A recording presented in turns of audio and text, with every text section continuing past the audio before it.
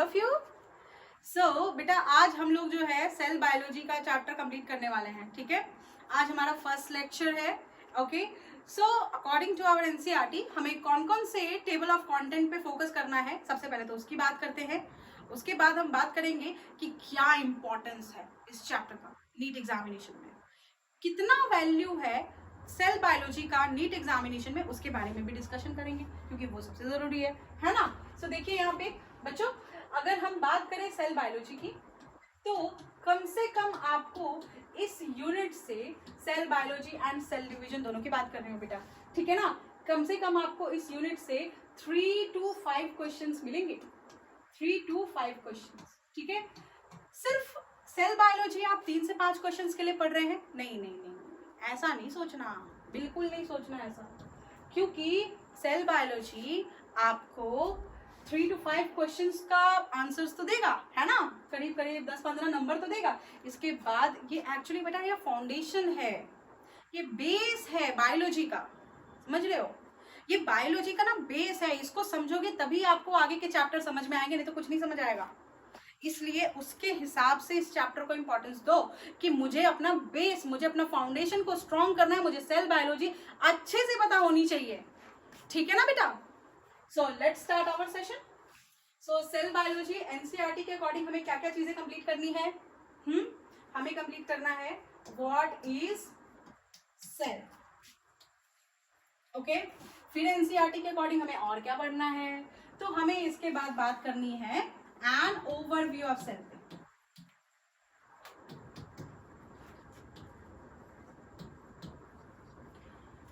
Then हमें बात करनी है सेल थ्योरी के ऊपर,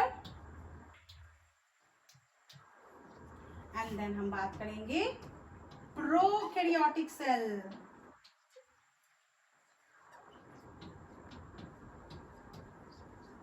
एंड देन यूकैरियोटिक सेल, ठीक है।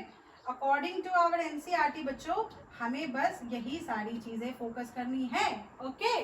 बस खत्म हो गया, आ गया हमारे पास 3 से 5 क्वेश्चंस के सारे इंफॉर्मेशन। सो मान लो अगर 5 क्वेश्चन आ गए तो 20 मार्क्स, 3 क्वेश्चन आए तो 12 मार्क्स, तो मतलब कि 12 से 20 के बीच का वेटेज है बेटा इस चैप्टर का, देख लो, ठीक है ना। तो आज हम लेक्चर 1 में व्हाट इज सेल को निपटा देते हैं और एन ओवरव्यू ऑफ सेल को भी निपटा देंगे और सेल थ्योरी को भी निपटा देंगे, और नेक्स्ट क्लास में हम प्रोकैरियोटिक सेल करेंगे। यूकैरियोटिक में आपको रहना पड़ेगा मेरे साथ, कम से कम 5 क्लास लगेंगे। सो टोटल मेरे हिसाब से इस चैप्टर को कंप्लीट करने के लिए हमें लगेंगे लेक्चर 8 से 10, ओके। 8 से 10 लेक्चर में हम लोग इसको निपटा देंगे बच्चों, निपटा देंगे मतलब निपटा देंगे, दिमाग में घुसा देंगे, कॉन्सेप्ट को क्लियर कर देंगे एकदम crystal, okay. So let's discuss about it. तो भाई टेबल ऑफ कंटेंट जल्दी जल्दी नोट डाउन कर लो, विदाउट टाइम को बर्बाद किए हुए जल्दी जल्दी टेबल ऑफ कंटेंट को आप लिखिए। उसके बाद बात कर लेते हैं सीधे सीधे मुद्दे पे। मुद्दा ये है कि सेल क्या है। अब जैसे अपने 8वीं 9वीं कक्षा में पढ़ा, बिल्कुल वैसे ही समझना, वैसे ही है और कुछ अलग नहीं है। अलग आएगा, अलग बहुत सारी चीजें आएंगी, लेकिन आएंगी यहाँ नहीं आएंगी, ठीक है। So please be focus all of you. बहुत हो गया मजाक मस्ती, चलो आ जाते हैं टॉपिक पे। चलिए इसको मिटा दो, ओके। हाँ तो बेटा क्या है सेल, बचपन से ही हमने इसकी डेफिनेशन को जाना है कि cell is the basic structure and functional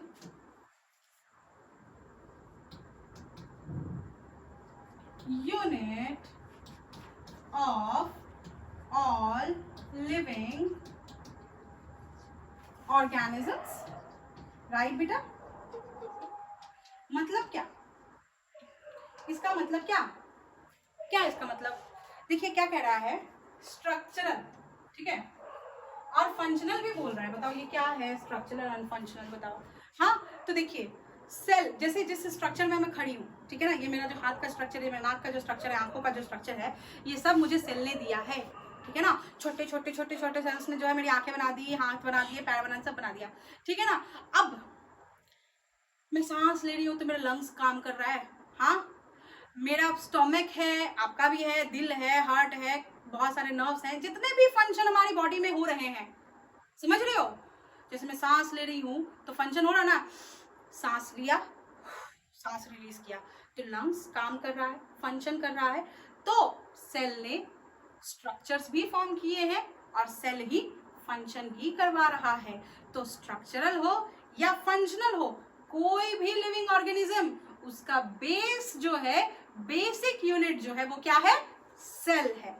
यही बात यहाँ लिखी है कि cell is the basic structural and functional unit of all living organism. Okay, done all of you, alright, ठीक है। मिटा दो उसको, मिटा दूं, चलिए जल्दी से नोट डाउन करो बेटा, क्योंकि अब नेक्स्ट करेंगे हम लोग, ठीक है। अच्छा, सेल बायोलॉजी में ना 3 बड़े बेसिक से टर्मिनोलॉजी है और बच्चे कई बार देखा है मैंने, जूझते रहते हैं, मैम ये क्या है, ये क्या है, ये क्या है, बार बार एक डाउट क्लास में भी डाउट लेते लेते मैं थक गई इस मामले में, इसलिए मैं सोचा कि चलो बता ही देती हूँ, है ना। देखो भाई, मैं 3 अंडे बना रही हूँ, एकदम सिंपल सी बात है, 3 अंडे चाहिए मुझे इसको समझाने के लिए, ठीक है। ये देखो, 1 अंडा, ये 2 अंडा, ये तीसरा अंडा, दिख रहा है तीनों अंडा, अंडा तो देखा होगा ना बच्चों बेटा अंडा तो सब देखता है ना। सो देखिए बेटा क्या है यहाँ पे, सारे बच्चे ध्यान देना, हाँ, okay. So this is your egg, this is second egg and this is third egg, okay. So आपको पता है इसके अंदर कि येलो वाला पार्ट होता है सेल का, देखा है ना। तो मैं कलर कर दे रही हूँ अच्छे से, मुझे ड्राइंग बहुत पसंद है इसलिए, ठीक है। एकदम अंडे जैसा बना दूंगी इसको, देखा तुमने ये येलो वाला पार्ट, हाँ देखो बच्चों देखो, हाँ, और ये हो गया तुम्हारा व्हाइट वाला पार्ट। चलो इसमें ज्यादा मेहनत नहीं करते, इसको आराम से ऐसे ही कर देते हैं, क्या है कि नहीं, इस पे ज्यादा टाइम वेस्ट ना करके सीधे इसको ऐसे रंग देते हैं, ओके डन। देखिए यहाँ पे all of you please be focus, देखिए देखिए देखिए देखिए देखिए, ये हो गया तुम्हारा येलो पार्ट वाला, ठीक है ना। ये जो व्हाइट पार्ट वाला अंडा है, व्हाइट एग जिसको बोलते हैं, आजकल लोग फैशन में खा रहे हैं एग व्हाइट, जिससे कि लोगों की हेल्थ डाइट मेंटेन रहे, बट एक्चुअली खाना भी चाहिए, it's very good for health, alright. So now this white part is called as cyto और प्लाज्म। प्लाज्म का मतलब बेटा, देखो बायो में कभी भी प्लाज्म लगा है तो याद रखना कि ये प्लाज्म जो है ना, ये लिक्विड है, तो क्या है, लिक्विड है, ठीक है। तो लिक्विडी मटेरियल की बात हो रही है, तो साइटोप्लाज्म बोलते हैं इसको। फ्लूइड और matrix present inside the cell but outside the nucleus is called cytoplasm. Clear clear, मतलब कि ये जो व्हाइट वाला पार्ट है इसी को साइटोप्लाज्म बोलेंगे, येलो वाले पार्ट को नहीं बोलेंगे, येलो वाले पार्ट को तो दूसरी बातें बोलेंगे येलो वाले पार्ट के बारे में। देखो देखो देखो बच्चों, येलो वाले पार्ट को हम क्या बोलते हैं, न्यूक्लियोप्लाज्म, ठीक है, ठीक है। तो न्यूक्लियोप्लाज्म मतलब क्या, फ्लूइड या फिर कोई मैट्रिक्स। अच्छा मैट्रिक्स क्या है ना। तो ये जो मेरे प्यारे प्यारे सुंदर सुंदर बच्चे जो हेयर स्टाइल बनाते हैं एकदम, है ना, तो ये जो हेयर स्टाइल बना के आप जो चाह रहे हो ना टारगेट करना, तो वो जो हेयर स्टाइल में वो जो सब्सटेंस होता है, सब्सटेंस जेल लाइक सब्सटेंस, समझ रहे हो, so that gel like substance is called matrix, okay. So fluid हो या मैट्रिक्स हो, जेल लाइक सब्सटेंस की जैसा, तो देखा नहीं अगर इस अंडे को फोड़ोगे तो कैसे चिपचिपा सा होता है, कुछ जेली लाइक स्ट्रक्चर भी होता है, so that's called matrix, okay. तो प्रोटोप्लाज्म किसे बोलते हैं भाई, हाँ तो यहाँ देखना, ध्यान से देखना, cytoplasm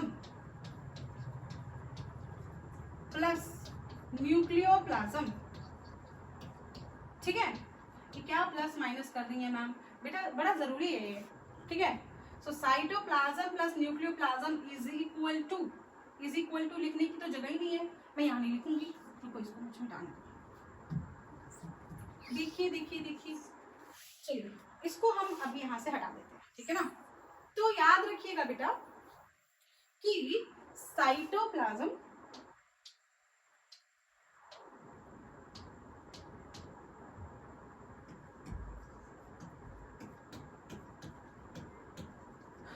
plus nucleoplasm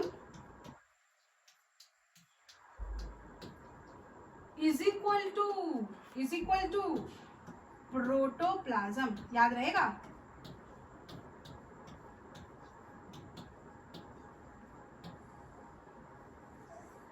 cytoplasm plus nucleoplasm is equal to what? Protoplasm. ठीक है ना?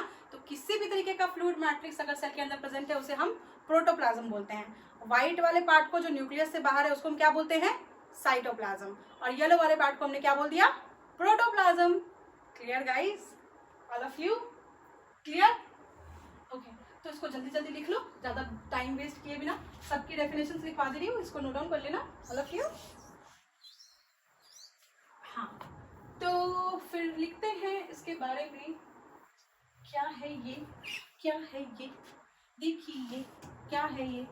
So yes, cytoplasm.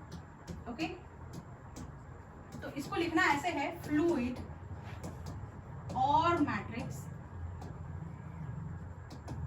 Present inside the cell but outside the nucleus। ठीक है, इसको हमने बोल दिया क्या? Cytoplasm. Clear? Clear? Basic clear? चलिए दूसरा न्यूक्लियोप्लाज्म, इसके बारे में लिखिए। Nucleoplasm, nucleoplasm. ठीक है, देखिए यहाँ देखिए बच्चों, कम फ्लूइड और matrix present inside the nucleus of a cell.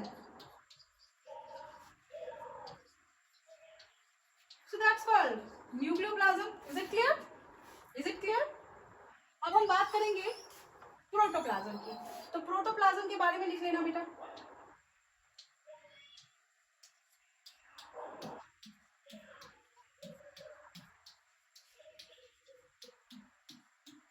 सो लिखिएगा इसके बारे में, फ्लूइड और matrix present inside a cell. किसी भी तरीके का फ्लूइड या मैट्रिक्स सेल के अंदर प्रेजेंट है उसको हम प्रोटोप्लाज्म बोलते हैं। Done? So this is all about बेटा। सो आई होप कि सब कुछ क्लियर होगा। So let's move ahead to the next thing. Okay, so let me add one slide here.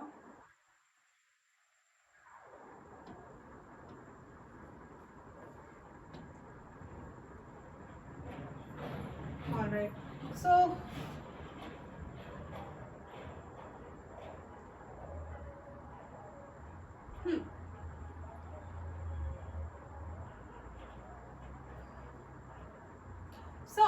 अब हम बात करेंगे एन ओवरव्यू ऑफ सेल के बारे में। हम थोड़ी देर के बाद बात करेंगे, पहले हम सेल थ्योरी के बारे में बात करेंगे क्योंकि सेल थ्योरी ज्यादा जरूरी है बच्चों।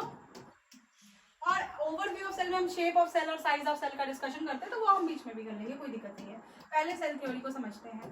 तो देखो, एनसीईआरटी ने तो हमें बड़ा सिंपल से बताया कि भाई 6 साइंटिस्ट को पढ़ना है, लेकिन दूसरे बुक्स ने हमें पागल बनाया क्योंकि उन्होंने बोला 18, 19, 20 साइंटिस्ट पढ़ते रहो सेल थ्योरी में, जिसकी जरूरत हमें कुछ नहीं पड़ी, आज तक नहीं पड़ी। ठीक है ना? मैंने भी बहुत सारे रटे थे अपने स्टूडेंट लाइफ में, मैल्पिघी, एनग्र्यू, देन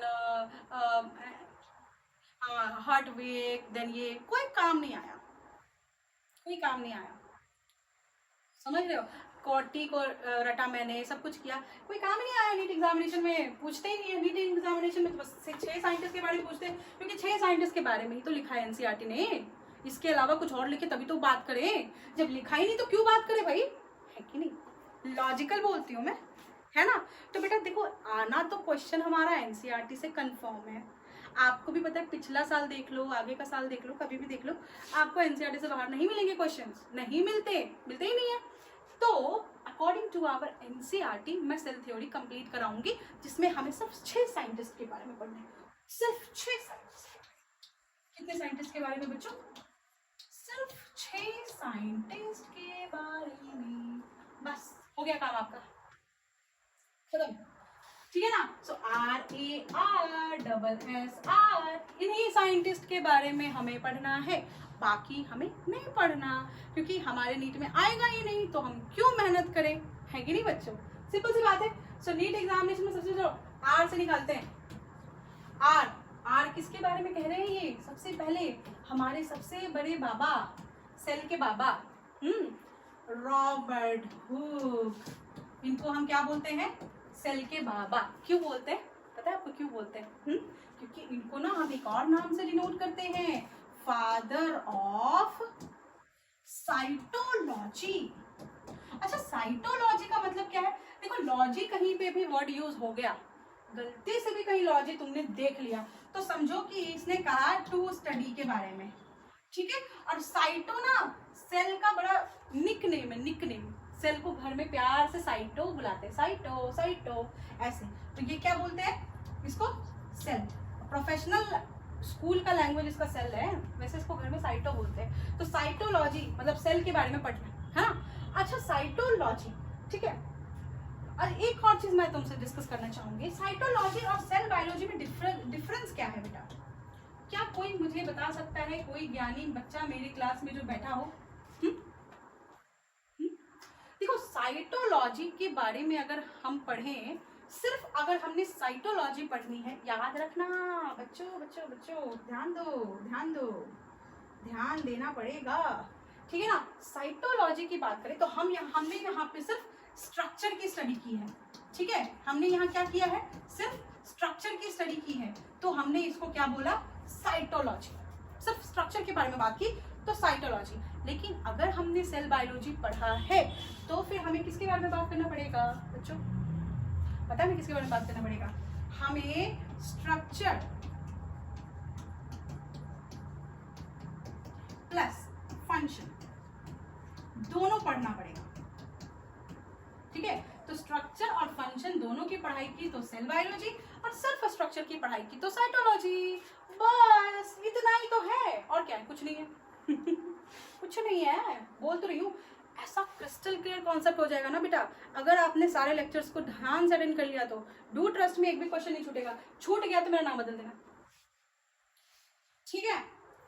और सारे क्वेश्चंस भी मैं ही कराऊंगी, आपके जितने भी प्रीवियस क्वेश्चंस है वो मैं कराऊंगी, और एडिशनल भी आपको कुछ क्वेश्चंस दे दूंगी जिससे कि आपके कॉन्सेप्ट को और बूस्ट मिल जाए, आपका कॉन्सेप्ट और बढ़ जाए, बढ़िया हो जाए।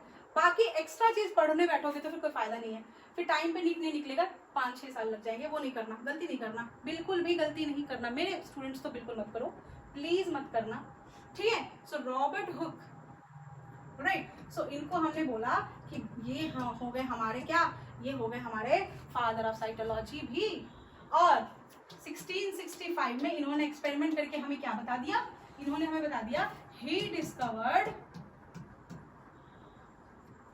Dead cell. बताओ, डेड सेल कहाँ देखा था सबसे पहले बेटा इन्होंने?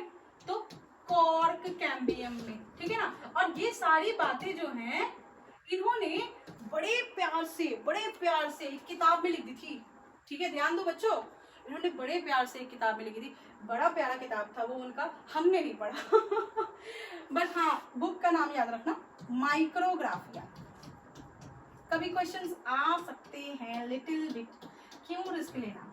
माइक्रोग्राफिया, जिसमें रिस्क होगा वो पढ़ा दूंगी, जिसमें रिस्क नहीं होगा, बिल्कुल ही नहीं पूछने वाला वो नहीं पढ़ाऊंगी, ठीक है। माइक्रोग्राफिया, ठीक है ना। So he wrote this book Micrographia, okay.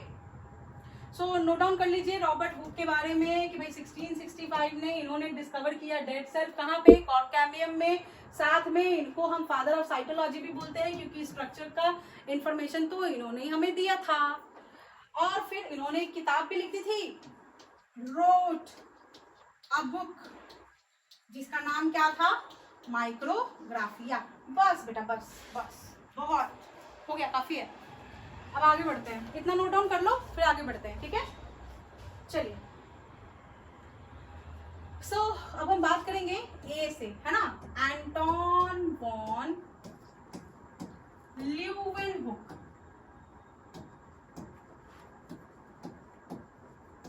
कब, इन 1674, ठीक है। कब किया था बेटा, इन 1674। ओके, अच्छा बताओ इन्होंने क्या किया था, इन्होंने ऐसा कौन सा कारनामा किया था? देखो एक्चुअली जो है ना, मैं बताऊं, मैं बहुत ही ज़्यादा दिल से रिस्पेक्ट करती हूँ साइंटिस्ट की, बहुत ज़्यादा। मतलब क्यों करती हूँ यार, मतलब आप सोचो ना कि कितना मतलब चेंज आता है इनके एक्सपेरिमेंट होने से।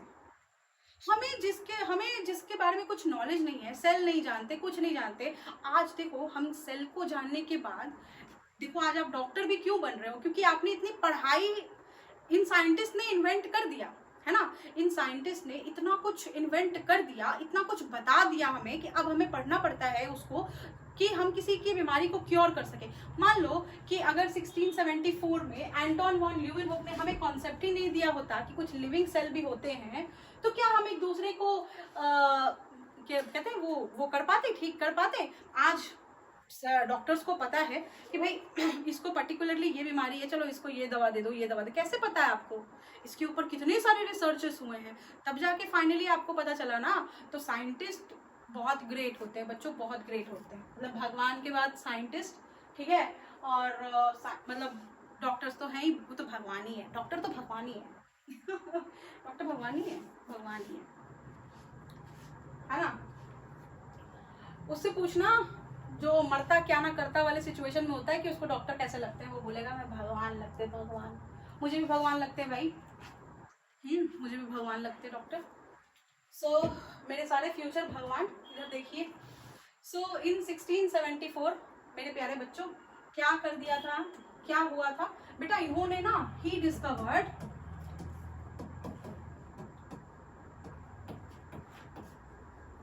Live cell.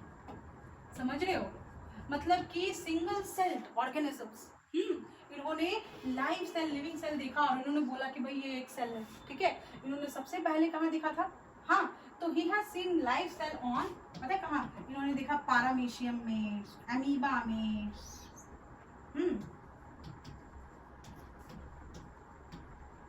फिर इन्होंने ह्यूमन के स्पर्म्स में भी देखा,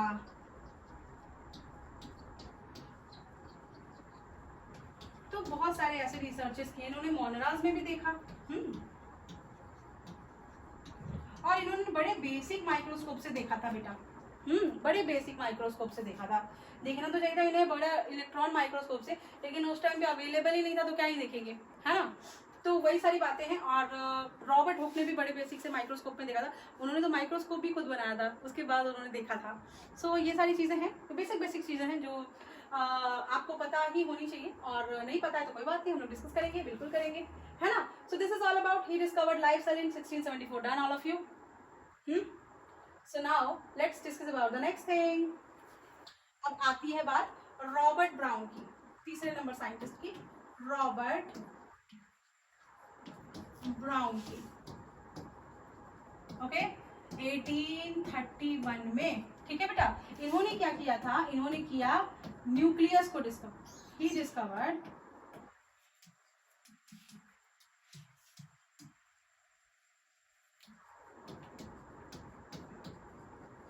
न्यूक्लियस, ठीक है, न्यूक्लियस डिस्कवर कर दिया था। अच्छा, कहाँ डिस्कवर किया था? तो इन्होंने सबसे पहले first saw nucleus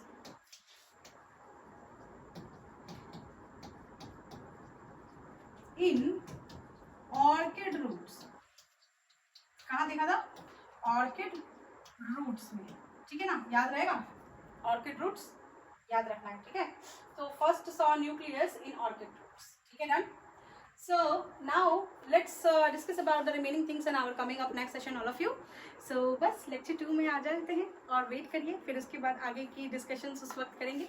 So bye bye, धन्यवाद, thank you so much for supporting me. Let's meet in the coming up next session, all of you. Bye bye, take care बेटा।